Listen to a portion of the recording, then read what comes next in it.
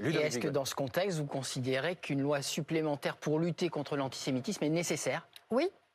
Oui, je le pense. Moi, c'est pour ça que j'ai relancé les assises de lutte contre l'antisémitisme. Avec quel objet, quel outil? C'est pas pour me faire plaisir ou faire de la com. C'est parce que tous les 3 jours, vous avez un Français juif dans notre pays qui subit une agression antisémite physique. Physique. Qui d'autre pourrait accepter ça? Les Français juifs, c'est moins de 1% de la population française, mais ils concentrent sur eux 62% des actes antireligieux. C'est une surreprésentation manifeste.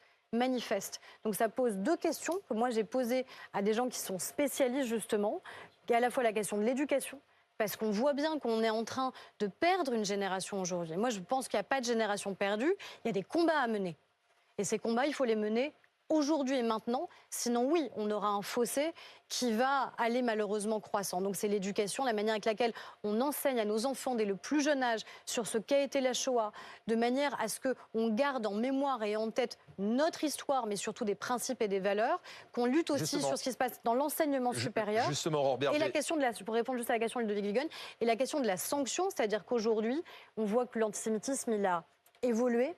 Il a changé, il s'est renouvelé, c'est la question de la haine décomplexée d'Israël, c'est la question de l'antisionisme, et peut-être que ça supposera qu'on change la loi.